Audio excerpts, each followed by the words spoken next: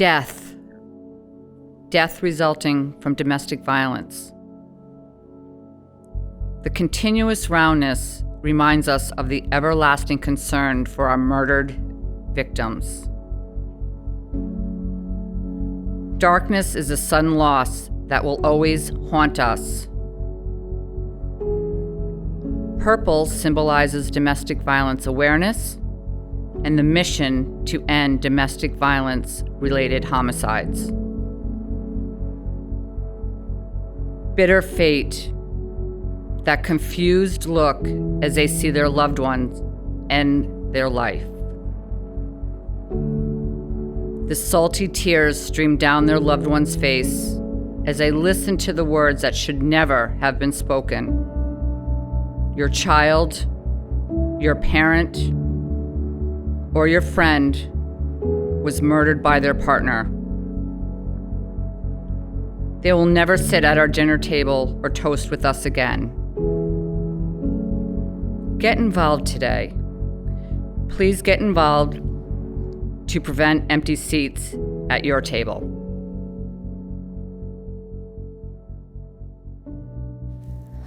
So my story starts out with what I like to say, the perfect childhood. From birth to 14, that was my childhood. 89% of that time I spent at home with my mom or dad or little brother, at church, Christian school, some church activity. I stood one time in front of church to promise not to have sex until I was ready, until I was married to a good, godly man. Well, I just turned 41 and I haven't found him yet. At 15, I was sexually abused and I started attending counseling to work on that. But when I was 17 and he was 23, I became pregnant with my second child. I had just turned 18 and we were married, one girl, one boy, typical American dream. However, I was not prepared for drugs and alcohol or dealing with the effects of someone in the household acting differently than me and snapping at every little thing or spending our money without me knowing. One night before I got home, he broke all of the frames in my bedroom. Glass was everywhere. He grabbed me from behind like a tight bear hug, but it was hurting me. I reacted and tried to bite him, which made him really bite me. Then he picked me up and tossed me on the bed, and I bounced off and landed on glass and got all cut up, and the bruise on my arm lasted well over a month, talking about 50 shades of black and blue. I went to marriage counseling. I tried to do what I thought was right and God would want me to do, but as the counselor explained to me, she can assist me with my emotions, but there's nothing she can do to save my marriage or improve my marriage if I was the only one she was talking to. So by 1999, a restraining order that was in place for my protection, and he broke it. He went to jail. I divorced him and moved on to my next abusive relationship. I went from victim to survivor, right back to victim. So then I became pregnant again, only this time, not only an unwanted pregnancy, but with a man who was addicted to cocaine. And he went to jail shortly after, and I lost the baby, but everything happens for a reason. A year later, I was pregnant again, and I left him and got my own place and he found out where I was living and came by one night, and I had just enough time to get the kids inside before he shoved me down on my front porch while I was 5 months pregnant. He ran after that because, of course, and he didn't show up for court. I tried pressing charges, but he disappeared. He came back around when the baby was a few months old, and I just so happened to be staying at my parents' house, and we got in an argument, so he shoved me into a dresser. I bruised a couple ribs and hurt my arm a little bit, but I thought he had changed, and maybe this time he was ready to be a father, and why not give him a chance? Of course, a few months later, around Christmas time, the night before Christmas, he came over, and I felt in the Christmas spirit it was only okay to let him come say hello. But he wasn't really interested in the child. It was more me and what I was up to. And before I knew it, his hands were around my neck, and I was looking into his eyes, wishing mine would just close forever. I was in such shock that it was actually happening, that all the years I took in karate up to brown belt were all for nothing because I couldn't think. I just wished he would end it. but it didn't. I guess something clicked in his head. What he was doing was wrong, and he ran away again. I started looking for help. I went and stayed at Casa, and I attended support groups. I got back on my own 2 feet, and then right into another relationship. Survivor to victim yet again. Why? Because I knew the red flags. I had seen it all before. Why am I back in the same situation with just another face? I started to tell myself that maybe this is where I deserve to be. I slowly but surely started losing myself one day at a time. Lisa was just going away. Before I knew it, years had gone by. I had been pushed, shoved, yanked, punched in the face. My throat was squeezed to the point where I lost my voice. The daily verbal abuse seemed to hurt, though, 1,000,000 times worse than anything physical I could have ever been through. I was just like a robot. I would cry myself to sleep every night. Who knows how many hours of arguing, listening, and the name calling and insults and disrespect all in front of my children. I didn't cry myself to sleep anymore because I was sad or hurt, because at this point I was completely numb. I cried myself to sleep because I knew my boys were watching. I cried myself to sleep because I didn't want them to see how a woman was being treated in front of their face. And it was killing me that I was showing them that this was tolerated. I would never expect a woman to tolerate something like that from one of my sons. So why would I allow my son to watch a man treat their mother in this way? I cried because I felt defeated. I felt like there was no way to save myself from this situation. Not to mention that since I had already tried to get myself help, get out of this cycle more than once, how could I even try one more time? I had already been a failure. I am the one that's crazy. I am the psycho. I am a bitch, and I deserve this life. But one day in early 2019, we were getting evicted from yet another house. My landlady pulled me aside and said, "Can I ask you something? What are you doing with this man? You're a beautiful woman. Can't you see that you deserve better than him?" Long story short, she helped me come up with a plan for him to leave and me to stay and keep the security deposit and move to a different unit. But the deal was I had to leave him alone, and if he found out where I was and came to my apartment, I would have to call the police and get a restraining order and press charges if I needed to. Well, of course, he found out where I was and came over more than once, and I couldn't bring myself to make the call, so out of fear of them finding out that he would come over, I didn't call, and that I didn't call the police. I just packed my stuff and moved with him to my cousin's house. There was an incident like I knew there would be. I called the police and I tried to ask them for him to leave. Whatever he said to them, they allowed him back inside my cousin's house. So I took my kids and I left. At this point, I had realized that I could not do this on my own. I definitely need the support of a domestic violence shelter. I needed a whole team of people to help me. I needed to get me back.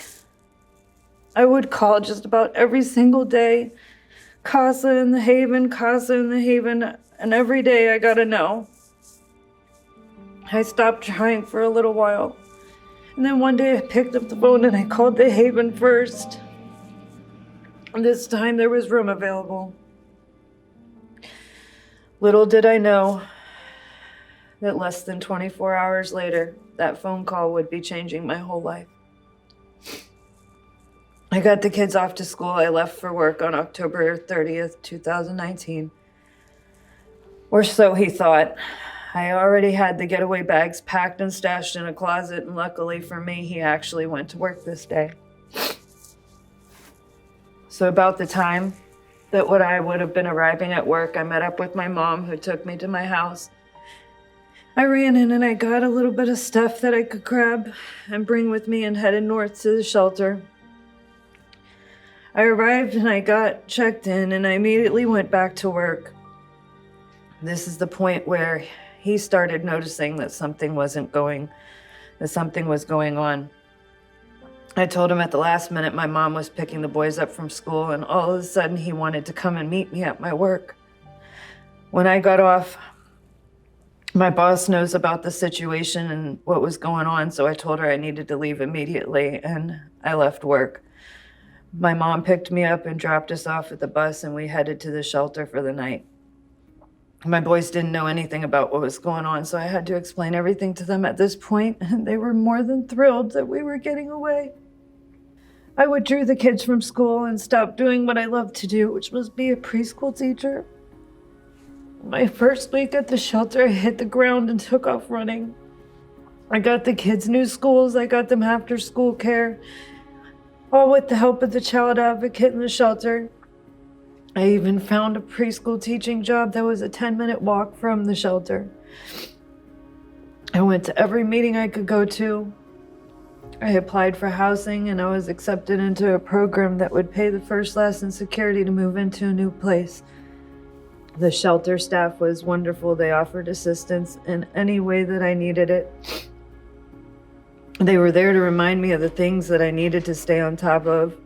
I can't say enough good things about my time in shelter. I am more than thankful for everyone I came across. I moved out of the shelter and I remained attending the business class. And graduation was amazing, everything short of a cap and gown. I felt so special, and that I had accomplished something close to a PhD in my mental stability. I applied for a job at the Clearwater Marine Aquarium, and I got it. And then there was quarantine. And with most people, I slipped into a little depression, but I knew that I was stronger than those feelings. Thankfully, I was able to get back to work in May, and shortly after that, I received a promotion to supervisor and a raise.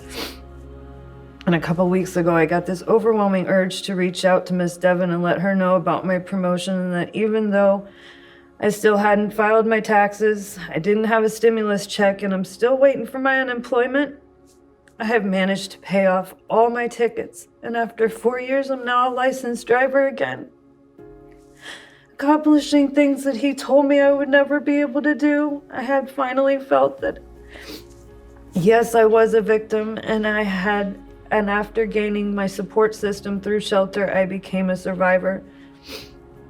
But I was waiting to let her know that now I'm thriving. I am doing everything, and I made it myself, that I made myself believe I couldn't do.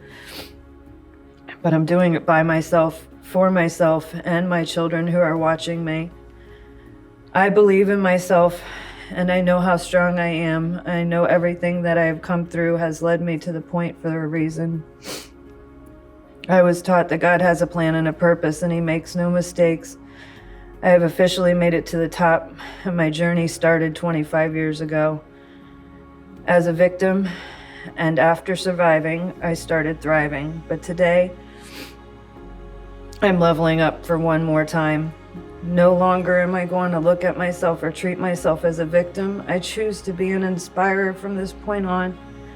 And I want other women to know, especially women with children, that you can do this. If God chose you to be your child's mother, He also knows that you're strong enough to be all that your child needs. And don't stay in a relationship where you hurt every day and you're better than that, and your children will love you regardless. And more so when you choose to leave the bad vibes alone and get your smile back. There's a whole team of people out there who will show you where to look and how to get there.